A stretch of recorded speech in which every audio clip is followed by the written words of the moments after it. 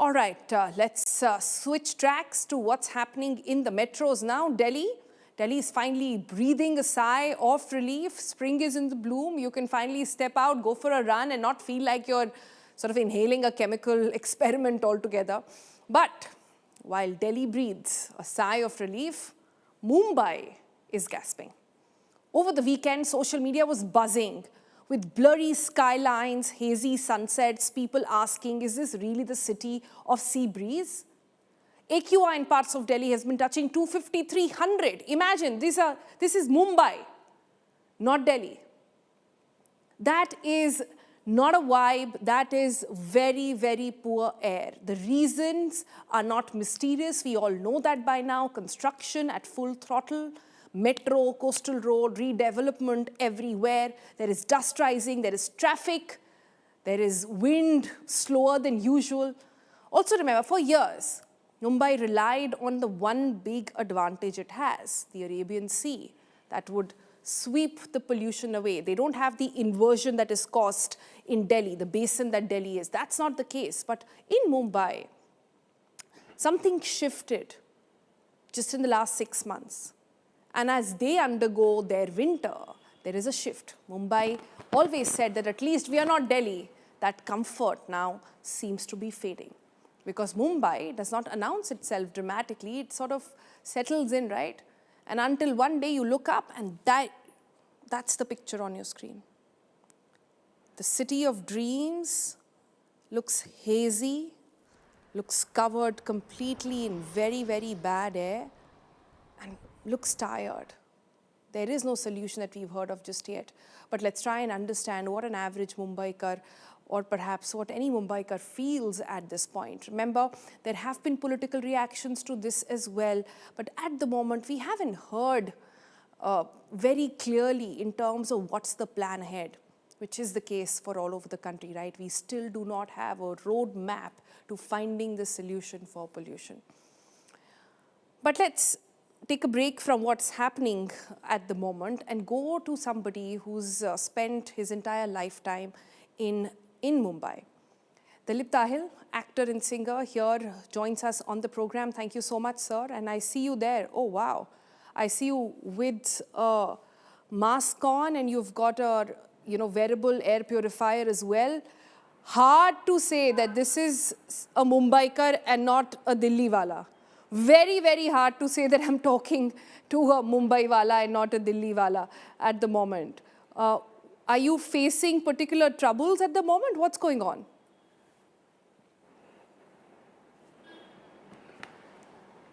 Well, allow me to reveal myself. It is me. This is Dalip Tahil. And at the outset, let me thank you very much for calling me on your show. I absolutely, the preamble you gave, what you spoke about is absolutely true. In fact, it has come to catastrophic levels in Mumbai. I promise you that I go around with this ionizer, which is, it sort of clarifies and it removes all the pollutants around the area that you breathe. I carry a mask with me. So today when I came on to your show, it was deliberate that I put that on to tell you what the true situation in Mumbai is. Let me focus it down. I live in the suburbs, which is Khar West and Bandra. So in the 1 kilometre area from Khar to Bandra, there are about 250 properties that are being redeveloped, which means, in practical purposes, that I, like most Mumbaikars, we live in a dust bowl. And this is affecting the breathing for children, for everyone around. I mean, there's so many viral infections. People are suffering every second day. That people down and falling ill. And you hear from them that I have a viral infection. I've had a couple of viral infections within the last 3 months. And it's got everything to do with pollution. And the pollutants in the air because of the dust. If you go to your doctor, they give you nasal sprays and antihistamines to combat the dust. I mean, that is what is happening.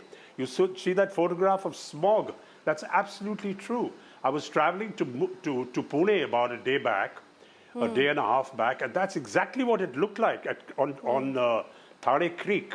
So I'm telling you, this is a disaster that has already happened. I'm very sad to say this. I don't want to point fingers because I know that there's a lot of construction and the metro's being built and there's a lot of all that happening. But there has got to be a solution and a very rapid solution because, the cameraman is sitting right next to me and he's coughing away and he's sitting in my house. So it's all over the city. It's a disaster. Yeah.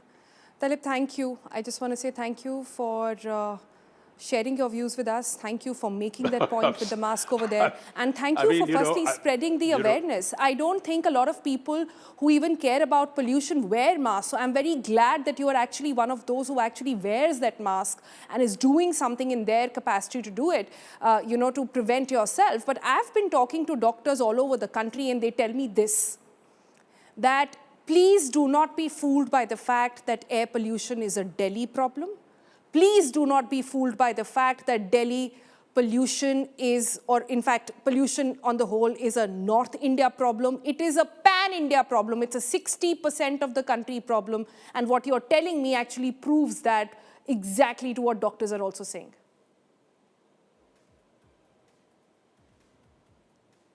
Dalip? Yeah. Mr. Tahil, can you hear me? Yeah, am I still? Yeah, yes, yeah, I can hear you. Please. So you're absolutely right. Mumbaikars for the longest of time lived under in this bubble and this false sense of complacency that we have the sea breeze and our pollution is cleaned by the sea breeze and all. That's all come to a big fat zero. Allow me to tell you that all your indexes are right, and like I said, it's a chronic situation in Bombay. Not just where I live, but absolutely all over the city. There are viral infections, there are children being infected, the playgrounds, you can't breathe. To cut a long story short, you cannot breathe clean air in Bombay city anymore, or its suburbs. You need one of these. This is an ionizer that I bought. See it? Yeah. It comes on, it's got a purple light, and I have to wear it around my neck so it clears all the pollutants in the near area of my face and nose. It is not it's not a gadget everybody can afford because it has to be. Yeah, Mr. Tahil, let me ask you this. It's just out of the reach. Yeah, let me ask you this. I have been talking about the issue of pollution for the past 1 year now. In fact, more than that, from past 1 year, more aggressively so. And we constantly talk to citizens. And what I have figured out is that because pollution is not a one person's problem, it becomes no person's problem. For example, there are various reasons. There is construction, there is vehicular pollution, there is industry, there is this and that. There are so many industries and stakeholders involved that nobody is taking the first step to finding any solution at all. For people like you, who do you think should take the lead and find out the problem? Get a fix on the solution. Who do you think should take the lead on this?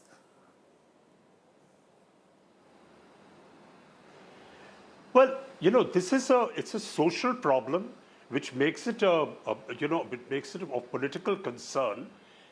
Most definitely, the government of Maharashtra has to address this on a war footing. These are the people in Maharashtra. This is your public.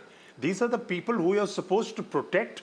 Absolutely, the blame lies squarely on the government that is supposed to solve these issues. That even if you are constructing, you have to do it in a manner in which you understand that the pollution levels will be of a certain thing.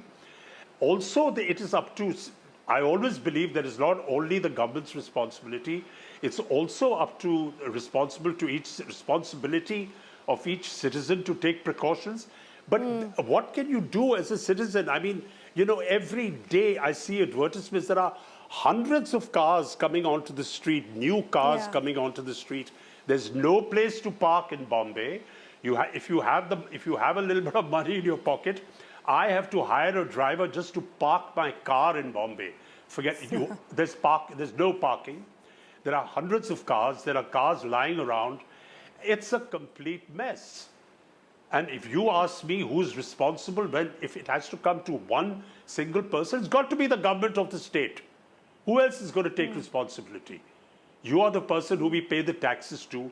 You are the people we rely on to have a quality of life. And if you can't provide it, then it's sadly lacking. I mean, I'm sorry. I know that all this construction should have come 30 years ago. It's all 35 years late in Mumbai. I've grown up in Mumbai. This has all happened under my nose. So I know that all these metros and things should have come 25 years ago. But having said that, the problem is that at the moment, you know, there just seems to be no relief. I mean, I don't know what to say. You know, it's just a terrible situation. Mr. Tahil, you're not alone. You echo the voice. I mean, you echo the voice of every person in Mumbai. I You echo the voice of Delhiites like us who've been screaming and, you know, wanting to, you know, address this issue of pollution for so long. But thank you so much for bringing your voice forward, and thank you for you know, voicing your opinion as well. Thank you very much for giving me this opportunity. Yeah. Thank you for giving me this opportunity and allowing me to express my views as a Mumbaiker. I truly appreciate it. Thank you. Thank you, sir.